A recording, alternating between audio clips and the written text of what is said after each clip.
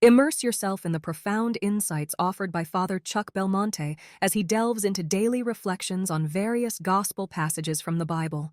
O Antiphons, O Emmanuel, God with us. Our Ruler and Lawgiver, the expected of the nations and the Redeemer of all, come now to deliver us, O our Lord and our Master.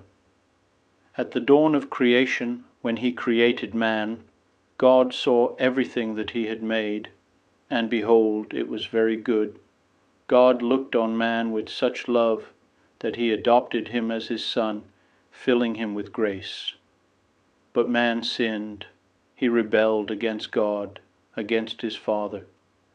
Then that divine work was shattered, and that unity of grace, soul and body, was broken up.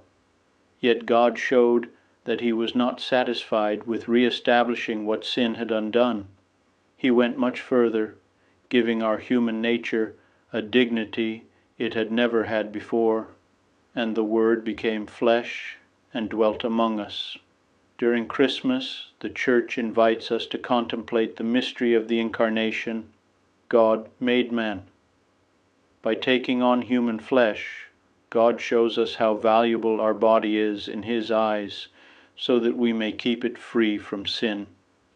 Christ is the image of the invisible God.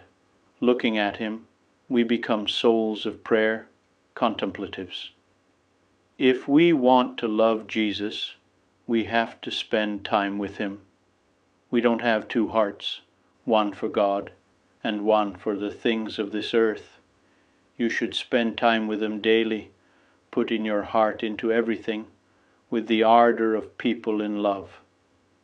God has captured our heart, our whole life.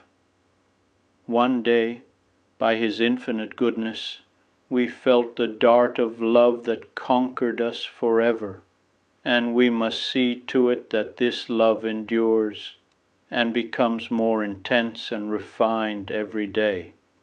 We are sorry for not having kept close enough to Jesus, and for not having made good use of all the riches he has brought us.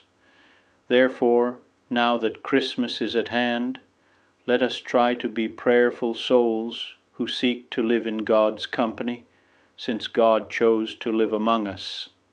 That is the very meaning of Emmanuel, God with us.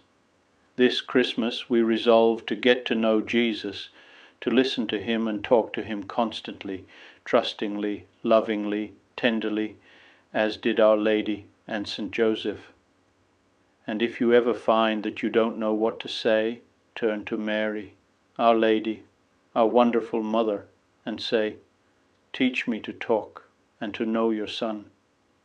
Joseph, my Father and Lord, so humble and pure, worthy to carry in your arms, to care for and embrace the baby Jesus.